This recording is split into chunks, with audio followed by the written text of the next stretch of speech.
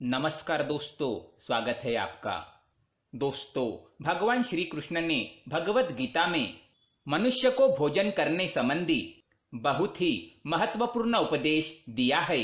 ये उपदेश मनुष्य की उन्नति करने वाला, उन्हें दीर्घायु दिलाने वाला तथा सभी प्रकार के रोगों से मुक्त रखने वाला है।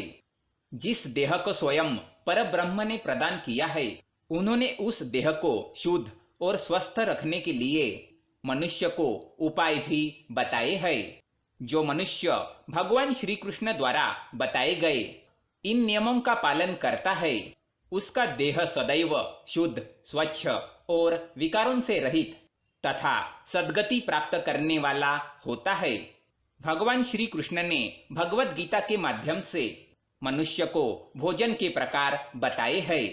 किस प्रकार के भोजन से मनुष्य की प्रवृत्ति क्रोधी, क्रूर और राक्षसी बनती है और किस प्रकार का भोजन करने से मनुष्य सदाचारी, विनम्र और दूसरों के मन पर विजय प्राप्त करने वाला बन जाता है।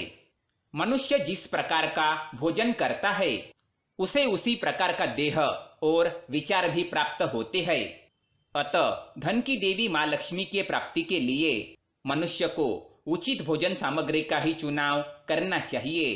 मनुष्य चाहे गरीब हो या धनवान हो, वो चाहे राजमहल में रहता हो या वन में, उसे अपने देह की तृप्ति के लिए भोजन अवश्य ही करना चाहिए।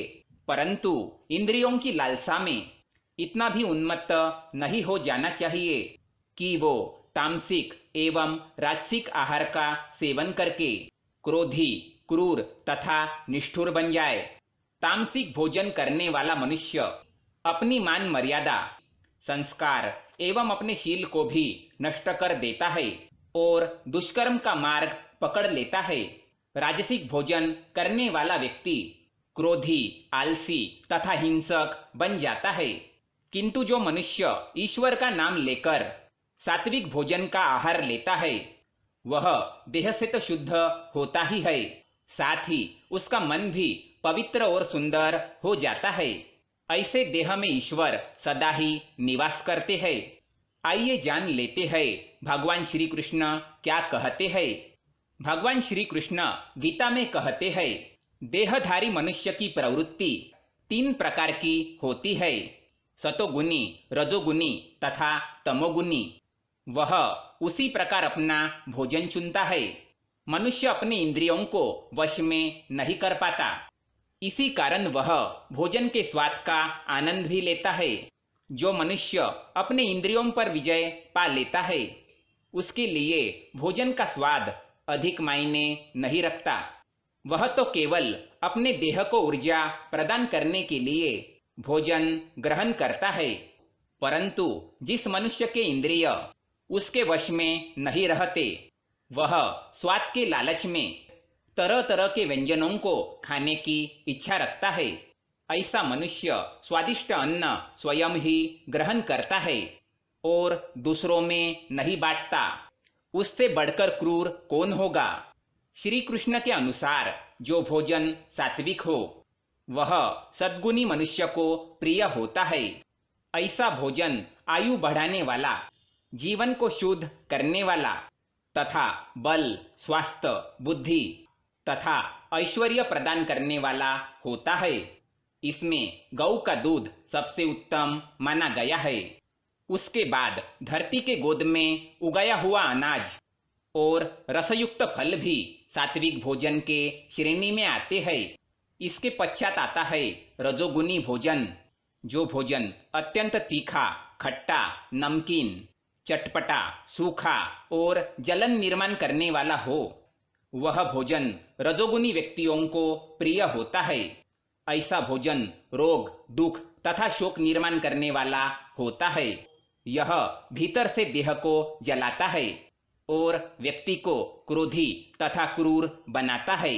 राजसिक भोजन खाने में तो स्वादिष्ट होता है, परंतु ये मनुष्य में कई प्रकार के विकार उत्पन्न करता है। इसके साथ ये व्यक्ति अधिक लालची और अहंकारी बन जाता है। तीसरा भोजन है तामसिक भोजन।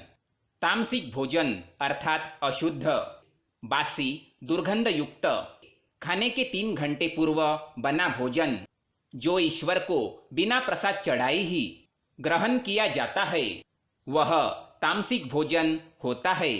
मांसाहार भी तामसिक भोजन के श्रेणी में आता है।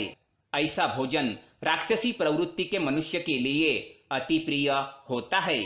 जो स्त्री देवी देवताओं की पूजा करती है, उसे तो कदापि तामसिक आहार ग्रहण नहीं करना चाहिए। इससे उसको उसकी पूजा का कोई फल प्राप्त नहीं होता है। ऐसे स्त्री के घर से लक्ष्मी भी चली जाती है और घर में क्लेश और अशांति बनी रहती है। अतः हम जिस प्रकार का भोजन करते हैं, उसी अनुरूप हमारी प्रवृत्ति भी बन जाती है। बिस्तर पर बैठकर, दहलीज पर बैठकर भोजन करना सर्वथा अनुचित है। ईश्वर को, गौ माता को भोग लगाए बिना किया गया भोजन तामसिक होता है। ये मनुष्य को अधोगति की ओर ले जाता है। दूसरे के मुंह से छीनकर खाया हुआ भोजन अथवा दूसरों को भूखा रखकर स्वयं छिपकर खाया हुआ भोजन दुख, दारिद्र्य और बर्बादी ही लेकर आता है। भोजन को सदैव ही बांटकर खाना चाहिए। भोजन करने से पूर्व मां अन्नपूर्णा का धन्यवाद अवश्य करना चाहिए और भोजन को कभी भी फेंकना नहीं चाहिए। जितना आवश्यक हो उतना ही भोजन लेना चाहिए।